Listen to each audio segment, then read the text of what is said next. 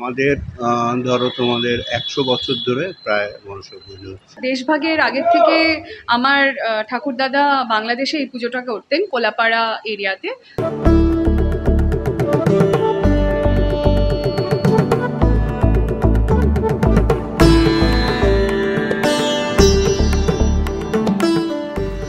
শিলিগুড়িতে রীতি মেনে মনসা মায়ের পুজো চলছে প্রায় প্রতিটি বাড়িতে। শিলিগুড়ি শহরের সাহা, বিশ্বাস ও বণিক বাড়িতে সকাল থেকে রীতি মেনে সম্পন্ন হচ্ছে মনসা পুজো। এবছর সাহা বাড়ির পুজো প্রায় ১০০ বছর পার করলো। আবার অপরদিকে বণিক বাড়ির পুজো ৭৩তম এবং বিশ্বাস বাড়ির পুজো ৩০তম বর্ষে পড়ল। তবে শিলিগুড়ির এই ৩ বনেদি বাড়ির পুজোয় রয়েছে একাধিক ইতিহাস। জানা যায় সুভাষপল্লীর সাহাবাড়ির পুজো প্রায় ১০০ বছর পার, এখনো রীতি মেনে হয়ে আসছে তাদের পুজোর আয়োজন। দূর দূরান্ত থেকে ভক্তরা ভিড় জমান তাদের এই পুজোয়। পাশাপাশি পুজোর এই কটা দিন সাহা পরিবার ও একত্রিত হন সকলে। অপরদিকে সুভাষপল্লীর বণিক বাড়ির মনসা পুজোর ইতিহাসও রয়েছে অনেক।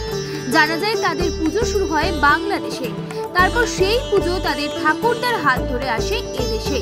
তবে প্রথমে সেই পুজো হতো দক্ষিণবঙ্গে অর্থাৎ কলকাতায়।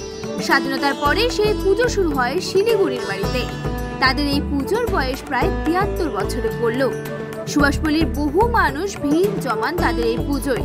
এছাড়াও কলেজ পাড়ার বিশ্বাস বাড়ির পুজো ৩০ বছর হলেও তাদেরও ইতিহাস রয়েছে।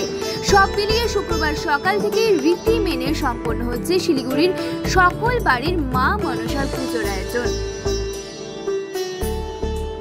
এটা হচ্ছে 73তম বছর।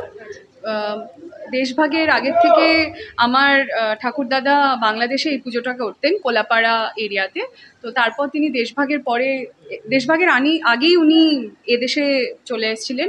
আগে কলকাতায় উনি বসবাস করতেন। তারপর যখন উনি এসে শিলিগুড়িতে নিজের পসার জমান, তারপর নিজের যা হয় না একটা নিজের ভিটার প্রতি টান থাকে, তো তার আগের ভিটায় পুজো করতেন। সেই ভিটার পুজোটাই তিনি আবার এখানে শুরু করেন।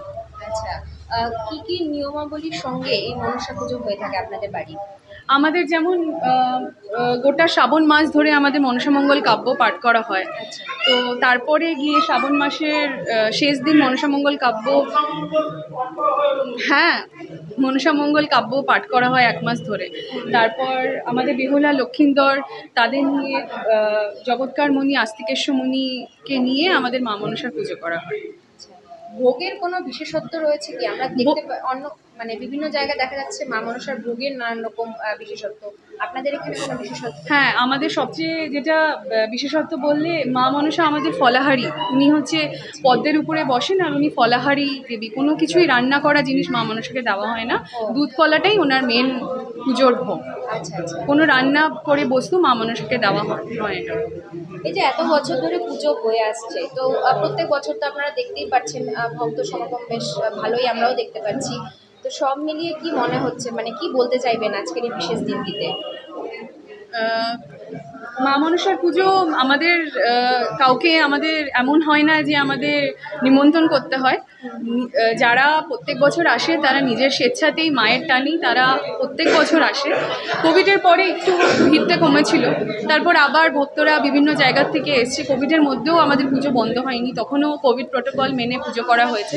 এখনও আবার ভক্তবৃন্দরা যারা শিলিগুড়ির বিভিন্ন জায়গা থেকে তারা নিয়ম মেনে তারা এসে মায়ের পুজো করে। প্রত্যেক বছরই হয়ে ছোট থেকে আমরা দেখে এসেছি, এখনো তাই হয়। আমাদের ধরো তোমাদের ১০০ বছর ধরে প্রায় মনসা পুজো হচ্ছে, আমার ঠাকুরদাদার পিরিয়ড থেকে হয়। তারপরে এরা আমার ভাইপো, বড়দার ছেলে, এরা করছে। এখন আমরা সবাই মিলেই করি আর কি। ধরো সবটা মিলে ১০০ বছর। সম্পূর্ণ ঘরোয়া পুজো। এটা কোনো বারোয়ারি পুজো না। এটা কোনো বারোয়ারি পুজো না, সম্পূর্ণরূপে আমাদের পারিবারিক পুজো। কি কি নিয়মাবলীর সঙ্গে এই মনসা পুজো করা হয় এবারে? এবারই ধরো ৩ দিন ধরে মনসা পূজা হয়। প্রথম দিন বোধন হয়, দ্বিতীয় দিন পূজা হয়, তৃতীয় দিন যজ্ঞ হয়। ৩ দিন ধরে পুজোটা হয় এবং চতুর্থ দিনে তোমার বিসর্জন তা হয়। মোটামুটি আত্মীয় স্বজন সবাই আসে, তারপরে বন্ধু বান্ধব যারা আসে, কয়েকশো লোক তো হয়। সব মিলিয়ে ধরো এটা তো আমাদের একটা ট্র্যাডিশন, দীর্ঘদিন ধরে হয়ে আছে এবং জেনারেশন আফটার জেনারেশন আমরা করে যাচ্ছি, এবং আগামী দিনেও যারা আমাদের পরবর্তী জেনারেশন থাকবে তারাও এটা করবে। আমরা এইটা একটা লিগ্যাসিটা বহন করে আসছি, এবং আমি আশা করি আমাদের যে পরবর্তী প্রজন্ম আছে সে পরবর্তী প্রজন্মরা এটা করে যাবে।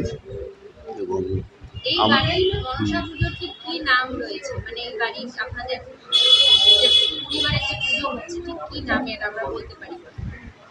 তেমন কোনো নাম নেই, তবে সকলে এমনি লোকে বলে যে সাহাবাড়ির পুজো, তেমন কোনো বিশেষ নাম নেই, তবে প্রচলিত হচ্ছে সাহাবাড়ির পুজো।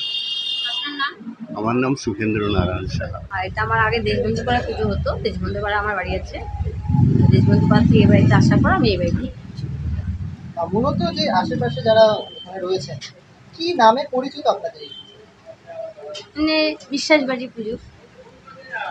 বেসিক্যালি দেখতে গেলে মনসা পুজো গ্রাম বাংলার একটি পুজো, যেটা এখন কিন্তু আস্তে আস্তে শহরেও চলে আসছে, শহরেও প্রচুর জায়গায় হচ্ছে। তো সেখানে দাঁড়িয়ে আজকে মনসা পুজো আপনাদের কি কি রীতি রেওয়াজ রয়েছে এই পুজোকে ঘিরে?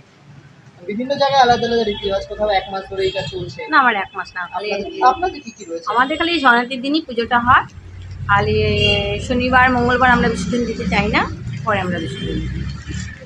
অনেক জায়গায় দেখা যাচ্ছে মনসা পুজোর কিছু বিশেষ ভোগ রয়েছে বিভিন্ন জায়গায়।